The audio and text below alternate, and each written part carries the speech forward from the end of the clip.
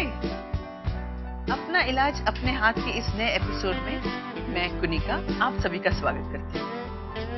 हम इस unique health show के दौरान डॉक्टर पीयूष सक्सेना के बताए हुए क्लेंजिंग थेरेपीज के बारे में जानकारी ले रहे हैं और कुछ लोग तो इसे आजमा भी रहे हैं और कुछ लोग इसके फैन भी हो गए हैं। ये हमें पता चल रहा है आपके SMS और ईमेल से।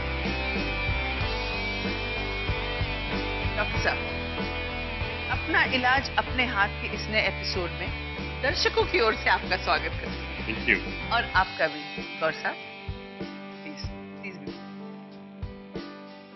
और आज डॉक्टर सक्सेना के साथ हमारे बीच मौजूद हैं श्री BP गौर। गौर साहब इनकम टैक्स मुंबई के चीफ कमिश्नर रह चुके हैं और आज ये हमारे साथ अपने एक्सपीरियंसेस शेयर करेंगे एसिडिटी क्लेंस के बारे में। गौर साहब, एक बार फिर से आपका तहे दिल से स्वागत है। नमस्कार। आज के हर आम और खास शख्स की प्रॉब्लम, बच्चा हो या बूढ़ा, अमीर हो चाहे गरीब, जिसे देखिए हर कोई एसिडिटी से परेशान है। दरअसल वक्त बेवक्त खाना, मिर्च मसालेदार और तला भुना खाना, फास्ट फूड की लत, देर रात तक जागना, देर से सोकर उठना वगैरह कारणों से एसिडिटी आज की आम बीमारी बन चुकी है। लेकिन आम होने के बावजूद इस प्रॉब्लम को आम समझने की भूल करना बेवकूफी होगी। एनर्जी लेवल्स का कम होना, थकान महसूस करना, हार्मोनल इम्बैलेंस, इम्यूनिटी पावर का वीक हो जाना और भी कई सीरियस टाइप्स के प्रॉब्लम्स का कारण बन सकती है एसिडिटी। लाइलाज रहने पर ये पेट के अल्सर तक का कारण बन सकती है। और लोग हैं कि खाना खाने के पहले या बाद में कोई एंटासिड जेल या टैबलेट लेकर प्रॉब्लम को सॉल्व कर लेते हैं। दवा लो और कुछ ही सेकंड में राहत। लेकिन क्या आपने कभी ये जानने की कोशिश की है कि दवाओं के सेवन से आपकी प्रॉब्लम सॉल्व हो पाई या नहीं? सॉल्व हो गई तो आपको बार बार दवा लेने की जरूरत क्यों पड़ती है? रिलीफ और क्योर में बड़ा फर्क है। कुनिका जी, डॉक्टर पीयूष सही बोल रहे हैं कि रिलीफ और क्योर में बहुत फर्क है।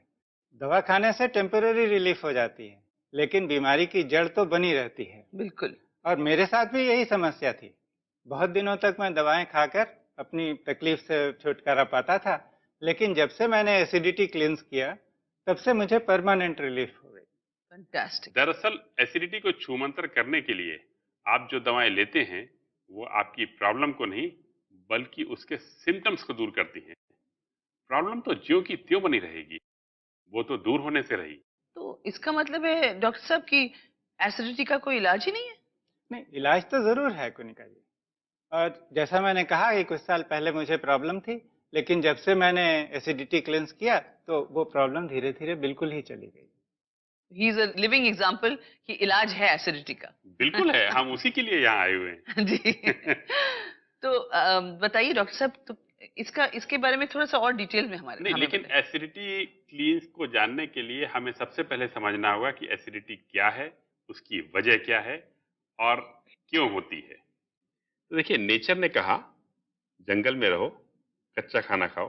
कोई भी जानवर खाना पका के नहीं खाता। जी। जानवरों को एसिडिटी की प्रॉब्लम नहीं होती, एक्सेप्ट पेट्स जो वहाँ। तो लेकिन हमको पता नहीं ना, जानवर बोल नहीं सकते, तो हमको क्या पता उनको एसिडिटी हो रही कि नहीं नहीं, अच्छा मैं आपको एक्सप्लेन करता हूँ अभी क्यों ऐसा होता है। जानवर जंगल में रहते हैं। जी। जंगल की हवा अल्कलाइन होती है। ओह, बेसिक चीज ये है। वाओ। ग्रीनरी है ना, हाँ, ऑक्सीजन में कन्वर्ट करती है वो। तो डायरेक्टली आपके ब्लड में अल्कलाइन हाँ, ऑक्सीजन लंग्स में, वहां से शुरुआत है। जंगल की हवा अल्कलाइन है। जंगल में जो बरसात होती है वो भी अल्कलाइन होती है। आप सुनती जाइए, आप चौंक जाएंगी, छोटी छोटी चीजों पर ध्यान नहीं गया था। नदी, झरने, ये सब अल्कलाइन होते हैं। माय कुएं गॉड। का पानी अल्कलाइन होता है, ठीक है। लेकिन ये बात हुई जंगल की। शहर में क्या होता है? शहर में म्युनिसिपैलिटी का पानी आता है, वो साफ होता है क्लोरीन से। जी। जो पानी आ रहा है, जो आप रोज ले रही हैं 35-40 साल की उम्र तक, जो आपकी दिखाई देती है, तो इतने में धीरे धीरे जो पानी जा रहा है, एक पीएच का इसमें स्केल होता है जी। जिसमें 7 को न्यूट्रल माना गया है। 7 से ऊपर अल्कलाइन मतलब है। एसिडिक एंड अल्कलाइन का बीच का जो है हाँ, 7 है, न्यूट्रल है, और वो 7 न्यूट्रल है। ओके। हमको अल्कलाइन ज्यादा चाहिए, एसिडिक कम कम चाहिए, चाहिए। ठीक है। जंगल में मैंने बताया सब 7 के ऊपर है, 7.1 है, 2 वाओ। है ना। हम शहर में लगातार एसिडिक पानी पी रहे हैं, बेशक वो बहुत माइल्ड हो, चाहे 6.95 हो, चाहे 6.99 हो, लेकिन over a period of year ये काफी असर करता ये है। अक्यूमुलेट करता है। एक हाँ। हुई पानी की बात। हवा की बात देखिए, वेहिकुलर पोल्यूशन, इंडस्ट्रियलाइजेशन, मतलब जो गाड़ियों से निकलता हुआ हाँ धुआं हाँ, और ये जो असर करेगा ही करेगा। इसके बाद आई लाइफ स्टाइल। तो देखिए, नेचर ने कहा जंगल में रहो, कच्चा खाना खाओ, हरी सब्जियां जी खाओ। हरी सब्जियां अल्कलाइन होती हैं, जी, करीब करीब बाकी सब चीजें एसिडिक होती हैं जो हम खाते हैं। जैसे मटन, फिश, ये सब चिकन। तो है ही है। हाँ हार्ड ड्रिंक्स, सॉफ्ट ड्रिंक्स, ये सब पीएच लेवल पे हाईली एसिडिक हैं। जी, और चाय, कॉफी, स्टिमुलेंट्स, सब कुछ एसिडिक है। जब इतना एसिड्स बॉडी में जाएगा तो बॉडी कितना बर्दाश्त करेगी? एसिडिटी के कुछ मेजरमेंट्स होते हैं पीएच के बॉडी में। जैसे एक होता है स्पाइनल कॉर्ड फ्लूइड, एक होता है ब्लड का पीएच, और तीसरा होता है सलाइवा का पीएच। ओके। ये 3 स्टैंडर्ड हैं। मतलब हमारे थूक के अंदर भी एक एसिडिक लेवल होता है, हाँ बिल्कुल। उसका पीएच बैलेंस होता है। हाँ बिल्कुल। हमारे ब्लड में भी होता है और हमारे स्पाइनल कॉर्ड के फ्लूइड में भी फ्लूइड होता में है। भी। जी अब देखिए अब क्या होता है, जब बच्चा पैदा होता है नेचर क्या भेजता है और हम क्या हो जाते हैं। बच्चे के पैदाइश के टाइम पे उसका सलाइवा का पीएच 7.4 होता है। स्पाइनल कॉर्ड फ्लूइड का पीएच चेंज नहीं हो सकता, ब्लड उसको मेंटेन करेगा। ब्लड का पीएच चेंज नहीं हो सकता। अगर किसी वजह से ब्लड का पीएच चेंज हो रहा है तो ब्लड का पीएच चेंज होने में ब्लड बॉडी से अल्कलाइंस ड्रॉ करेगा। It's interesting. ब्लड का पीएच डिफाइंड है 7.35 से 7.45 के बीच में, ब्लड अल्कलाइन है, ठीक है। उसका पीएच अगर डाउन होने लगेगा तो वो बॉडी से अल्कलाइंस ड्रॉ करेगा। ओके। हड्डियों से कैल्शियम जाता है। उसको Okay. एल्कलाइन को बैलेंस करने के लिए। क्योंकि अगर ब्लड का पीएच कम हो गया हाँ तो डेथ हो जाती है, और नेचर बॉडी को प्रोटेक्ट करती है। तो ये सिस्टम ब्लड ने बनाया हुआ है। My God. अब तमाम दर्द का कारक एसिड, एसिडिटी है। बिकॉज जॉइंट्स कमजोर हो जाते हाँ हैं, बिल्कुल हड्डियां बिल्कुल। कमजोर हो जाती हाँ हैं। हाँ ओके। और इसीलिए वो कैल्शियम लेवल भी बॉडी में कम हो जाता है if you got acidity. Correct correct. अब आप कैल्शियम की बात कर रही हैं, मैं ये भी बता दूं कि कैल्शियम के जो सप्लीमेंट्स लिए जाते जी। हैं, मैं उनके फेवर में नहीं हूं। क्यों? सिंपल आर्गुमेंट है, आप कैल्शियम चाहे जितना ले लीजिए, उसको पहुंचने तो दीजिए ब्लड तक। और अगर किडनी क्लीन नहीं होगा तो वो अब्जॉर्ब नहीं करेगा। एब्जॉर्ब नहीं होगा। हाँ। Absorption of alkaline substances is more important than taking them. मैं कहता हूं कि हमारे नॉर्मल खाने में सफिशिएंट अल्कलाइंस और कैल्शियम अवेलेबल है, बशर्ते उनका एब्जॉर्प्शन होने लग जाए। डॉक्टर साहब, मैं अपनी जिंदगी का एक पर्सनल वाकया बताना चाहती हूँ। डॉक्टर साहब, जब मेरा दूसरा बेटा पैदा हुआ था तो हम लोग अमेरिका में थे, और वो अमेरिका में ही पैदा हुआ। तो ऑब्वियसली डॉक्टर भी अमेरिकन ही थे, डॉक्टर मार्टिन। तो मैंने उनसे ये कहा था, क्योंकि मुझे बड़ी फिक्र रहती थी कि मेरा बच्चा पैदा होगा तो उसके दांत सही होने चाहिए, उसके हड्डियां मजबूत होनी चाहिए, उनके बालों की क्वालिटी अच्छी होनी चाहिए। और हम जानते हैं कि भाई माँ अगर सही न्यूट्रिशन ले तो उससे बच्चे के सेहत पर असर होता है। तो मैंने उनसे बहुत बार ये उनको पूछा कि भाई मैं क्या खाऊं क्या खाऊं। एक दिन मैंने कहा, देखिए आप मुझे, क्योंकि मैं हिंदू हूं तो मैं बीफ नहीं खाती हूँ, तो बीफ छोड़कर आप मुझसे जो भी कहेंगे खाने के लिए मैं सब खाने को तैयार हूँ अपने बच्चे के लिए। तो उन्होंने मुझसे कहा कि देखो, तुम बहुत बार मुझसे पूछ चुकी हो, तुम इंडियन हो? मैंने कहा बिल्कुल। तो इंडियन खाना खाते हो? मैंने कहा हाँ, ज्यादातर हम लोग इंडियन खाना खाते हैं, रोटी सब्जी दाल वगैरह। तो बोले, देखो मैं अमेरिकन हूँ लेकिन मेरी शादी एक ट्रिनिडैडियन से हुई है। और ट्रिनिडैड आप जानते हैं, सुरीनाम, ट्रिनिडैड, गायना, ये सब हमारे कॉलोनीज होती थी ब्रिटिश के, हमारे ही देश के लोग जाकर बसे हुए हैं। तो उन्होंने कहा कि वो हम जो खाना खाते हैं वो आपका ही खाना हम लोग अपने घर में भी वैसे ही खाते हैं, क्योंकि आप लोगों का इंडियन खाना जो है वो बहुत सारी न्यूट्रिएंट्स और मतलब it's a very balanced diet. So that was very enlightening to know कि हमारा जो हिंदुस्तानी खाना है वो इतना बैलेंस्ड और न्यूट्रिशन से भरपूर होता है। ये ऐसा है इसमें कि अमेरिका में जो खाना होता है ना, उसमें हार्मोन्स का बहुत इस्तेमाल होता है। चाहे चिकन हो या कैटल फीड हो हाँ, या कोई मिल्क भी वगैरह खेती जो भी हो, है, दूध हो। हर चीज बहुत बड़ा बड़ा, और वो हाँ, लोग भी बहुत और ह्यूज वो होते हैं। हार्मोन जो है जाके स्लो प्रोसेस में 10-20 साल बाद तक असर करते हैं। और इसीलिए हैवी वेट, इतने 200-200 किलो के आदमी जो अमेरिका में दिखाई देते हैं, उनके ओरिजिन यहाँ पे है। और आप उनके बास्केटबॉल प्लेयर्स को भी देख लीजिए, 7-7 फुट के होते हाँ, हैं। और दूसरी चीज ये है कि उनके यहाँ बेक प्रोडक्ट्स का बहुत रोल होता है, जैसे ब्रेड का, जी है ना। जी, और bakery in itself human health के लिए ठीक नहीं है। और हमारे यहाँ घरों में जो दाल चावल रोटी बनता है, इसमें बेकरी का रोल नहीं है, बिल्कुल। इसलिए ये ऑलवेज गुड फॉर हेल्थ है। अच्छा, बेकरी के प्रोडक्ट्स, क्योंकि आपने कुछ पहले मेंशन किया था कि फर्मेंटेड, मतलब हाँ, खमीर किया हुआ खमीर खाना। किया हुआ एक चीज, हाँ, और उसके बाद उसमें चमक देने के लिए ये एक पॉलिश करते हैं। ओ, वो नुकसान करते वो हैं। जो यीस्ट वगैरह जो यूज करते हैं, जी, जो जी, जी। पॉलिश करते हैं, तो लेकिन खमीर तो हमारे देश में भी हम लोग इडली डोसा तो खमीर करके बनाते हैं, कुछ नान और बड़े बड़े जो रोटियां बनते हैं वो लेकिन भी उस खमीर रोटी। नान जो है उतना हेल्दी नहीं है जितना आम चपाती है, हाँ। लेकिन एक दो बार खाने में इतना फर्क नहीं हम्म। पड़ता है। उनके यहाँ रोज हाँ, उनका तो हमेशा स्टेपल डाइट है। लगातार जी जी वही जी, खाते हाँ। हैं, इसका असर पड़ता है। लेकिन डॉक्टर साहब एक बात बताइए, कच्चा बच्चा आप खाने को कहते हैं, लेकिन अब कच्ची सब्जियां खाओ, उसमें आपकी जो वहां के जो सब्जी वाले की जो गंदा पानी या कीटाणु या पेस्टिसाइड्स, वो सब आपको असर करे और उसके लिए अलग बीमारियां हो, तो इससे अच्छा कि हम बॉईल करके या पका कर खाएं, वही बेटर है ना। और सुरक्षित रहें, हाँ। कम से कम कीड़े वीड़े नहीं एग्जैक्टली। है। लेकिन ऐसा होता नहीं है। जी। देखिए, परसेप्शन ज्यादा है ये। हम्म, मैं आपको 3 किस्से आपकी लाइफ से जुड़े हुए सुनाता हूँ। बताइए। बहुत कहा जाता है बॉइल पानी पियो और उबाल कर mineral water this and that. कितने लोगों को आपने सुबह के समय ब्रश करने के टाइम बॉयल वाटर से कुल्ला करते देखा होगा या मिनरल वाटर से? जी। नहीं ना। नहीं। अगर कीटाणु पहुंचना होते तो उस वक्त ही पहुंच गए होते, बाकी टाइम का क्यों इंतजार करते? दूसरी चीज, सब्जियां जो हैं कहीं से भी आती हो, हम्म, आप भी सलाद तो कच्चा ही खाती है ना, हाँ। चाहे जहां भी जाए। जी बिल्कुल। सलाद कभी उबाल के नहीं खाया जाता। नहीं नहीं। अगर कीटाणु पहुंचने होते तब से पहुंच गए होते। बिल्कुल। तीसरी चीज, आप बंबई में बहुत समय से हैं। 9 साल पहले यहाँ हैवी फ्लड्स आए थे। कहा जाता है कि म्युनिसिपैलिटी के नलों में सीवर का पानी बह गया बिल्कुल था। बिल्कुल, आई हम्म, एक्सपीरियंस दैट। कोई महामारी नहीं आई थी। कारण क्या है?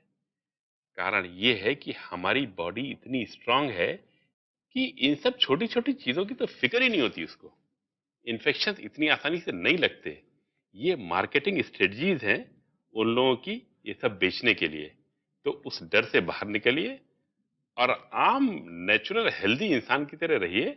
और ये क्लींस करके तो वैसे भी इम्यूनिटी इतनी हाई होने वाली है कि बड़ी बड़ी चीजों के असर नहीं होंगे। ये तो बहुत छोटी सी चीज रही। डॉक्टर साहब सही कह रहे हैं कि अगर हम ये क्लेंस करते रहें तो बॉडी में इम्यूनिटी इतनी अच्छी डेवलप हो जाएगी कि ये छोटी छोटी चीजें बिल्कुल असर नहीं करती। तभी तो ये रेगुलर खाना, रेगुलर लाइफस्टाइल मेंटेन कीजिए और इरेगुलर अपनी क्लेंजिंग Cleansing करते करते रहिए, रहिए। इसी तरह कहते हैं डॉक्टर साहब। डॉक्टर साहब एक सवाल ये है कि मिनरल वाटर का जो ये ट्रीटेड वाटर होता है, उसका पीएच बैलेंस कभी आपने चेक किया है, क्या होता है? कई बार वो कह के देते हैं हाँ। 7.2, जी ठीक है, जी। उसके बीच में लिखा होता है व्हेन पैक्ड, हाँ। ठीक है। अब आपके पास आते आते तक क्या वैल्यू बचेगी कह नहीं सकते उसकी। दूसरा, आप कितना पानी लेंगे, कितना पिएंगे, कितना पीएच इंप्रूव करेंगे। और मैं जो बात करता हूं, बंबई से दिल्ली बैलगाड़ी से नहीं पहुंचना है, हवाई जहाज से पहुंचना है ना। ज्यादा टाइम नहीं है आपके पास भी, अपने पास भी। Of course. पीएच वैल्यू ठीक करनी है, एसिडिटी से छुट्टी पानी। आप मुझे कितना टाइम देंगी? 2 दिन से ज्यादा तो आप कहेंगे अरे इतना लंबा इलाज मैं नहीं करने वाली। डॉक्टर साहब कमाल की बात बताई आपने।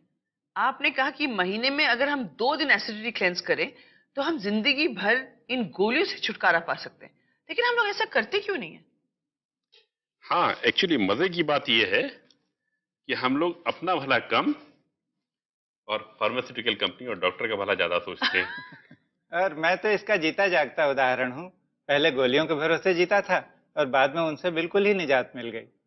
डॉक्टर साहब मैं बहुत एक्साइटेड हूँ एंड आई एम श्योर हमारे दर्शक भी एक्साइटेड हैं। डॉक्टर साहब जल्दी से एसिडिटी क्लेंस के बारे में डिटेल में बताइए। बहरहाल कुनका जी, एसिडिटी क्लींस के बारे में बताने के पहले मैं ये जरूर बताना चाहूंगा कि एसिडिटी से होने वाली समस्याएं कितनी गंभीर हो सकती हैं। होता क्या है कि जो मेडिसिन सप्लाई करने वाली कंपनियां हैं, वो जब एसिडिटी के लक्षण बताती हैं तो वो इस समस्या को गंभीरतापूर्वक नहीं लेती है। और हमारे श्रोता और पेशेंट्स को ये पता नहीं चलता कि ये प्रॉब्लम कितनी गंभीर है और कहां तक जा सकती है। तो वो भी इसे बहुत सीरियस नहीं लेते हैं। बहुत सीरियसली नहीं लेते हैं। लेकिन आप देखेंगे कि ये प्रॉब्लम बढ़ती चली जा रही, उम्र के साथ बढ़ती चली जाती है। तो उसके कंसिक्वेंसेस के बारे में एक नजर हमको चर्चा करना जरूरी है। जी। एसिडिटी के काफी खतरे हैं। हार्मोनल इम्बैलेंसेस, रोग प्रतिरोधी क्षमता का कम होना, थकान, फूड एब्जॉर्प्शन और डाइजेशन में प्रॉब्लम। शरीर में मिलने वाला सबसे अल्कलाइन मिनरल कैल्शियम है। कैल्शियम हड्डियों की ग्रोथ के लिए जरूरी है। ब्लड का पीएच कम हो जाने पर शरीर ब्लड के पीएच का बैलेंस बनाए रखने के लिए हड्डियों से कैल्शियम को एब्जॉर्ब करने लगता है, जिससे ऑस्टियोपोरोसिस, ऑस्टियोआर्थराइटिस के लक्षण समय से पहले ही दिखाई देने लगते हैं। इंसुलिन लेवल बढ़ने लगता है, फैट बर्न होने के बजाय शरीर में जमा होने लगती है, बॉडी वेट बढ़ने लगता है, डायबिटीज के सिम्टम्स भी नजर आने लगते हैं, इलेक्ट्रोलाइट बैलेंस बिगड़ जाता है। यहाँ ये जानना भी जरूरी है कि बॉडी में इलेक्ट्रोलाइट्स का अहम रोल होता है। नर्व, हार्ट और मांसपेशियों की सेल्स को अपने बाहरी आवरण यानी मेम्ब्रेन को मेंटेन रखने के लिए इलेक्ट्रोलाइट्स की खास जरूरत होती है। किडनी, गॉल ब्लैडर, पैंक्रियाज वगैरह अंगों पर काम का बोझ बढ़ जाता है। रक्त का पीएच उपयुक्त लेवल पर अल्कलाइन बनाए रखने के लिए इन्हें ज्यादा काम करना पड़ता है, जिसका बुरा असर खुद इनकी हेल्थ पर भी पड़ता है। एसिडिटी के बहुत ज्यादा बढ़ जाने पर यानी हाइपर एसिडिटी की स्थिति में पेट में अल्सर का होना काफी आम है। डॉक्टर साहब, इसके कॉन्सिक्वेंसेस इतने खतरनाक हो सकते हैं, ये शायद हमारे दर्शक भी नहीं जानते। और इलाज बहुत आसान है। ग्रीन वेजिटेबल जूसेस हमारे शरीर में ब्लड ट्रांसफ्यूजन का काम करते हैं। ब्लड में और क्लोरोफिल में अद्भुत समानताएं हैं। जी डॉक्टर साहब, मैं तो रसायन शास्त्र का स्टूडेंट रहा हूँ। अगर आप ब्लड का केमिकल कंपोजिशन देखें तो वो है C34, H32, O4, N4, Cl, Fe। इसमें फेरम यानी आयरन की उपस्थिति है। और अगर हम क्लोरोफिल का कंपोजिशन देखें तो उसका फॉर्मूला है C55, H72, O5, N4, Mg, और इसमें मैग्नीशियम उपस्थित है। तो जब ये क्लोरोफिल हमारे शरीर में जाता है ग्रीन वेजिटेबल जूसेस के थ्रू और ये टूटता है, तो मैग्नीशियम और बहुत सारे मिनरल्स होते हैं जो हमारे शरीर को उपलब्ध हो जाते हैं। इसके साथ साथ इसमें बहुत ही बेनिफिशियल एंजाइम्स हैं, फाइबर है। तो इन सब चीज़ों से होता यह है कि हमारी बॉडी में हम जो कोई भी चीज़ इंटेक करते हैं उसका इंजेस्शन बहुत अच्छी तरह से होता है और हमारा इम्यूनिटी लेवल अपने आप ही आगे चलने लगता है। So there is a chemical formula to this whole. जी जी। तो अब डॉक्टर साहब हमें बताइए कि हमें किन किन वेजिटेबल। मैं आपको एक एक करके बताता हूँ। अल्फा अल्फा स्प्राउट्स, चुकंदर, करेला, लौकी, पत्ता गोभी, शिमला मिर्च, गाजर, सेलरी, खीरा, लहसुन, अदरक, आंवला, हरा टमाटर, नींबू, नींबू के बीजे नहीं लेते हैं लेकिन छिलका लेते हैं, पुदीना, पार्सली, मूली, पालक, शलगम। डॉक्टर साहब, ये लिस्ट तो बहुत लंबी है। अब इतनी सारी सब्जियों का जूस निकाल के पिए और इतनी सारी सब्जियां मिलेंगी कहाँ से? मैंने कब कहा कि सारी सब्जियां लाइए? इसमें से जो मिल जाए वहां से शुरुआत कर दीजिए। ओके। बस लेके कहीं से भी शुरुआत कर दीजिए। उसको पीएच को इंप्रूव होने दीजिए, आप असर देखती जाइए, अपने आप बेहतर हेल्थ मिलती चली जाएगी। तो लेकिन डॉक्टर साहब, ये जो सब्जियां हैं आजकल वो ऑर्गेनिक का बहुत चलन चला है, तो ये ऑर्गेनिक होनी चाहिए या फिर रोजमर्रा की जैसे हम? आप रहना तो भारत देश में ही चाहेंगी या हमेशा विदेश और भारत के बीच में कटनी आई लव करेंगी? My India, I love my India. Me too. ठीक है, जो मिलता है उसको एक्सेप्ट कीजिए। इन्हीं बाजारों की यही सब्जियां खा के बाकी जनता भी जिंदा है और खुश है ना। जी जी जी। जो आम इंसान को मिल सकता है वो ले लीजिए। सिर्फ ये देखिए कि आप क्या उसमें कर सकती हैं। ताजी सब्जियां लीजिए। अब मैं आपको बताता हूँ ताजी सब्जियां ली कैसे जाती हैं। आपके घर के पास जो भी सब्जी वाले की दुकान हो उससे रिक्वेस्ट कर दीजिए कि हमें इलाज के लिए सब्जी चाहिए जी और उसका टाइम पता कर लीजिए। जी। नॉर्मली रेजिडेंशियल कॉलोनीज के पास जो सब्जी वाले होते हैं उनके यहाँ 11 साढ़े 11 बजे ताजी सब्जी आती है। अच्छा डॉक्टर साहब, एक बात बताइए, कभी कभी ऐसा भी हो सकता है, हालांकि हमारे दर्शक के पास ऐसी सुविधा होगी, लेकिन कुछ किसी के पास उस घर में जूस बनाने की सुविधा ना हो, तो क्या वो हरी सब्जियां खा सकते हैं? मतलब एक औसत दर्शक का वजन 70 किलो के करीब होगा। हम्म। एसिडिटी की प्रॉब्लम उसकी बॉडी में जो ग्रो की है over a period of 30, 40, 45, 50 years जी तक ग्रो की हुई है, बिल्कुल, हाँ। उसको तोड़ने के लिए कुछ वजन तो चाहिए ना सब्जी में। हम्म। आमतौर पे कच्ची सब्जी ज्यादा खाना पॉसिबल नहीं होता। मैं कितना भी कहूं कि खीरा खा लीजिए, 2 किलो खा लीजिए, नहीं खाया जा पाता, है ना। इसको दूर करने के लिए जो जूस होता है ना ग्रीन वेजिटेबल, ये आसानी से पेट में चला जाता है। भाई आंख बंद की, गटक के पी गई है और उतने से काम हो जाता है। इसलिए हम ग्रीन वेजिटेबल जूसेस की बात करते हैं। डॉक्टर साहब, फिर इतनी सारी वेजिटेबल जूस पिए और ये सब, तो विटामिन की गोली क्यों नहीं खा ले? ये सारे मैग्नीशियम और आप खाइए ना। हाँ। आपको अगर इतनी चिंता है डॉक्टर्स की, फार्मास्यूटिकल कंपनीज की और वो दवाई बनाने वाली फैक्ट्रियों की, आप जरूर खाइए। उनसे आपको होने वाला कुछ नहीं है क्योंकि वो बॉडी में एब्जॉर्ब नहीं होती है। और ग्रीन वेजिटेबल जूसेस हमेशा तुरंत एब्जॉर्ब होते हैं और ये नेचर की बनाई हुई चीज है। Gaur sahab, you agree with what he's saying? Yes, yes, because this is why the green juices are termed green blood. अच्छा, कि हाँ, the ingestion within the body is as easy as that of blood. मतलब उसे green blood इसीलिए कहा जाता है because वो बॉडी में उसी तरह उसी absorb हो तरह जाता से है। एब्जॉर्ब होता है, जैसे हमारी और चीजें एब्जॉर्ब होकर ब्लड में बनती हैं और ब्लड हमें सस्टेन करता है, उसी तरह से ये ग्रीन ब्लड जब बॉडी में जाएगा तो ये अपने आप इमीडिएटली हमें सस्टेन करना शुरू कर देता है। अच्छा, और एक और सवाल मुझे बताइए, ये जूसेस तो आजकल टेट्रा पैक में तो कई जूसेस मिलते हैं, कैरेट, पोमोग्रेनेट, गुआवा और कितने ब्रांड्स, और सब कहते हैं no added sugar, no preservative, तो हम ये क्यों नहीं पी सकते? मैं फ्रेश वेजिटेबल यूज करता हूँ, उसके असर बेहतर है। लेकिन सच बोलूं गौर साहब, मेरा तो मन नहीं मानता है। उस सड़क पर सब्जियां जब बेचते हैं, धूल मट्टी और वो गंदा पानी जिससे वो धोते हैं, एक कीटाणुओं का बहुत डर लगता है। तो अगर मैं ये सब्जियां बॉयल करके पी लूं तो कैसा रहेगा? नहीं, बॉयल करना तो ठीक नहीं है, क्योंकि बॉयल करने से एक बहुत बड़ा नुकसान ये होता है कि उसके न्यूट्रिएंट्स और विटामिन्स जो हैं वो मर जाते हैं, पानी में ही निकल जाता हाँ, वो पानी में निकल जाते हैं, तो उसका फायदा अपने को होगा नहीं जी। और अगर आपको सफाई के लिए बहुत कंसर्न है तो इतना कर सकते हैं कि जो सब्जियां खरीद कर लाती हैं उनको आप पोटेशियम परमैंगनेट के सोल्यूशन से धो दें। तो मतलब ये कितना 10-15 मिनट भिगो दें उसे पोटेशियम परमैंगनेट हाँ, के सॉल्यूशन में, कुछ मिनट उसके बाद नॉर्मल पानी से धो दें। नॉर्मल पानी से धो दें, उसको नॉर्मल पानी से धुलकर साफ करना पड़ेगा और फिर उसे यूज कर सकते हैं। लेकिन फिर बात वही आ जाएगी, नॉर्मल पानी फिर से पड़ जाएगा। तो इट्स एक्चुअली माइंड, दिमाग में ये सिर्फ एक वो है, वहम है, सो वी मस्ट जस्ट उसको ओवरलुक करना पड़ेगा। अच्छा डॉक्टर साहब, कोई भी बीमारी हो उसके लिए ये सारी सब्जियां हर एक बीमारी में काम आएंगी? नहीं, लेकिन ये प्रश्न बहुत अच्छा है। मैंने अलग अलग बीमारियों के लिए अलग अलग वेजिटेबल्स के कॉम्बिनेशन की लिस्ट दी हुई है जी, मेरी साइट पे अवेलेबल। www.drpursaxena.com। Phone numbers 0916-713-0000। दूसरा नंबर है 093223560008 और तीसरा नंबर है 098331690508। ईमेल एड्रेस है cureyourselfindia@gmail.com। लेकिन मैं ये कहता हूँ कि सबसे पहले जनरल ट्रीटमेंट कर लें। जी, जनरल ट्रीटमेंट की प्रोसेस में ही कई चीजें अपने आप ठीक हो जाती हैं। ओके। उसके बाद जो स्पेसिफिक प्रॉब्लम बची है उसको अलग से एड्रेस कर लेंगे। ठीक है, और ये आपकी वेबसाइट पर ये डिटेल्स है कि आपको ये बीमारी है तो आप हाँ, वो भी है।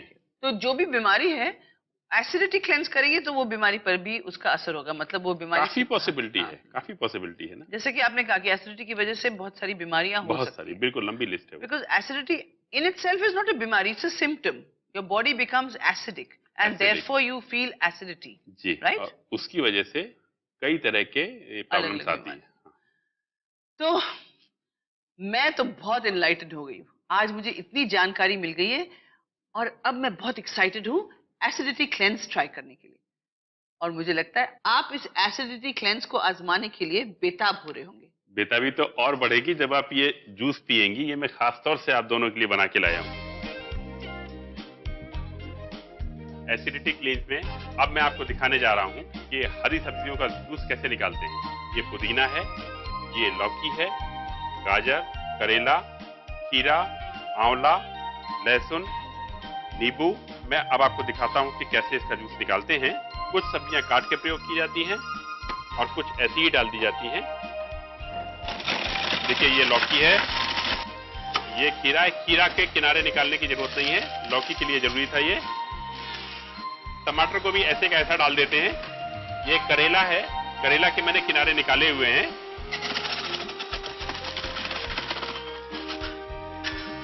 ये आंवला है, आंवले के बीज जरूर निकाल देना चाहिए और आंवला बहुत गुणकारी है। अब यहाँ पे हम आपको एक चीज दिखाना चाहते हैं कि मैं हरी सब्जियों के जूस की बात कर रहा था। ये जूस अभी तक हरा है, लेकिन जब हम इसमें गाजर डालेंगे तो आप देखेंगे इसका रंग बदलने लगेगा और ये थोड़ा थोड़ा लाल होने लगेगा। और ये हमने इसमें चुकंदर डाला, अब ये पूरा लाल हो जाएगा। इसका ये लाल रंग आयरन की वजह से आता है। ये पुदीना है, इसके भी डंठल नहीं डाले जाते हैं। ये लहसुन हो गया, नींबू को छिलके के साथ इस्तेमाल करते हैं और इसके बीजे नहीं लेते हैं, क्योंकि इसके बीजे नुकसान करते हैं। बीजे निकाल दिए जाते हैं। और अब ये जूस हमारा तैयार है। और ये जो इसके अंदर बच जा रहा है गूदा, इसमें अभी भी जूस बाकी है, तो इसको अलग करके इसमें से पानी लेके इसको फिर थोड़ा आटे की तरह मार लेते हैं और दोबारा प्रयोग करते हैं।